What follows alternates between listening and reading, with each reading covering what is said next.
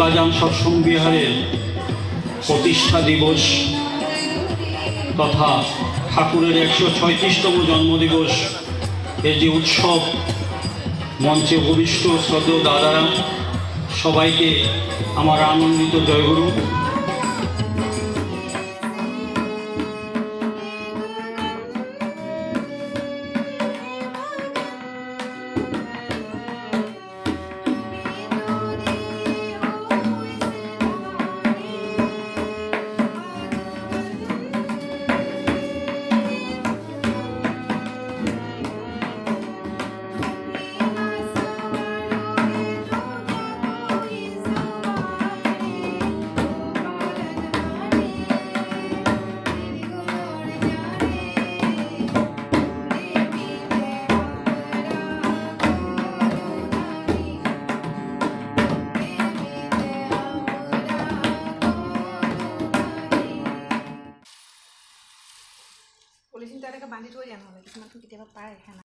नमस्कार, मेरा नाम रिद्वान राजवंशी है।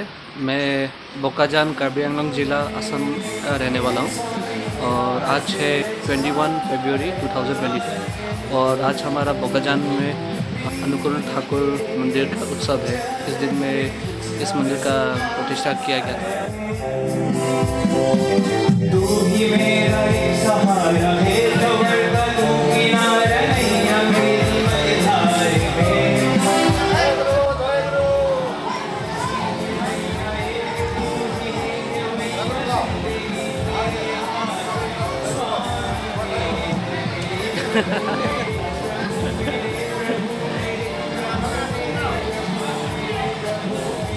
जय गुरु।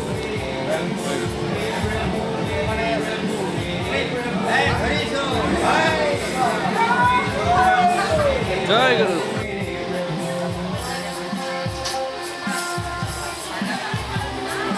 सांस्कृतिक आसामीज में सांस्कृतिक एक ग्रुप है, हमारा डांस ग्रुप है, उसका भी हमारा 22 में डांस परफॉर्मेंस भी होगा हमारा इस ग्रुप का।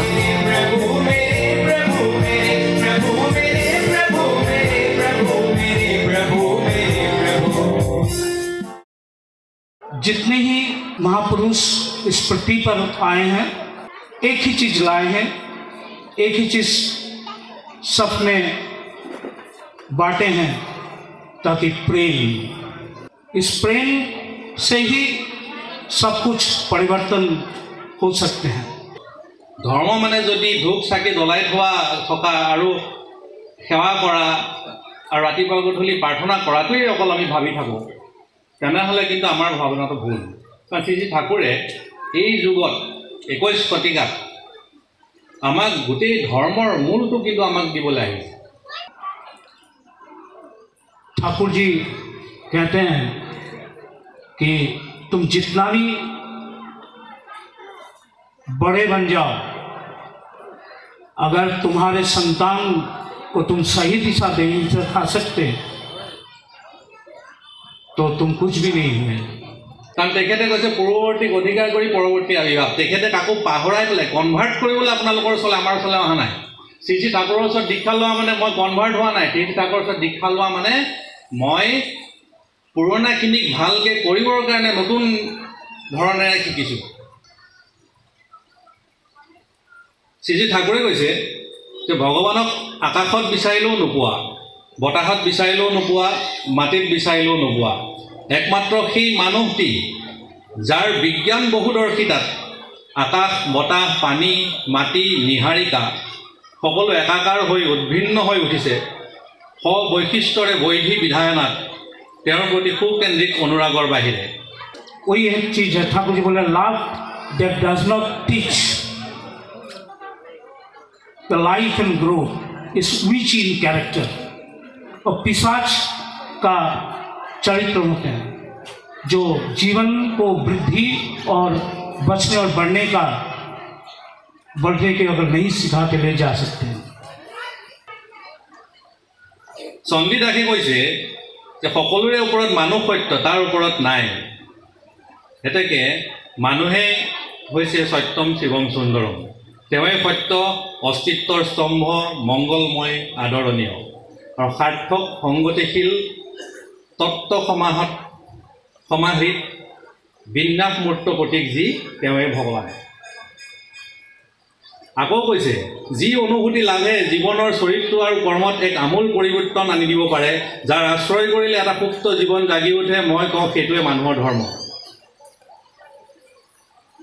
আৰু যি জীৱন্ত মূৰ্ত দেৱতাৰ আকৰ্ষণত এই আমূল পৰিৱৰ্তন সংঘটিত হয়, যাক লৈ ফুলি উঠে আমাৰ জীৱনৰ উপবন বাৰ্ধক্যৰ বানাৰসী, যাৰ স্নিগ্ধ স্নেহৰ স্পৰ্শে জাগি উঠে তীক্ষ্ণ অন্তৰ্দৃষ্টি, তীব্ৰ কৰ্মপ্ৰেৰণা, যাৰ জীৱনৰ সামীপ্য লাভত আমাৰ ক্ষুদ্ৰ জীৱন সাৰ্থক হৈ উঠে ব্যক্তৰ পৰা অব্যক্তৰ পৰ্যন্ত, যি আমাৰ বোধৰ ভিতৰত ধৰা দিয়ে, তেওঁৱে আমাৰ ভগৱান। পাৰ্চনেল কংক্ৰিট গড, ৰক্ত মাংস সংকুল জীৱন্ত নৰ বিগ্ৰহ। ইয়াৰ বাহিৰে অন্য কোনো গডৰ লগত মানুহৰ কোনোদিনেই পৰিচয় নাই। আৰু আকাশৰ ভগৱান প্ৰতিষ্ঠা কৰিবলৈ গ'লে সৃষ্টি হয় নাস্তিকতা।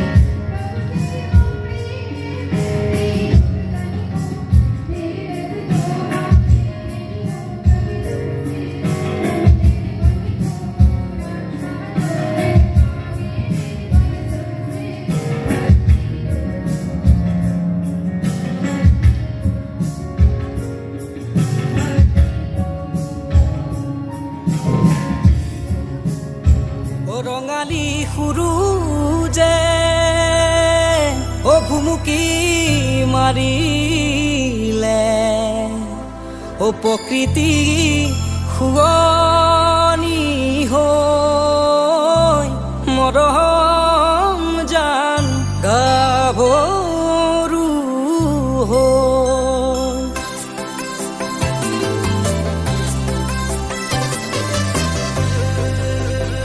মৰমত মাতিছো তোমাক জানে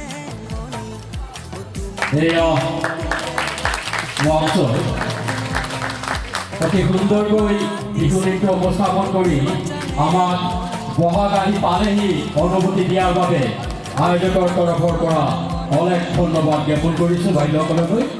আমি তেখেতসকলৰ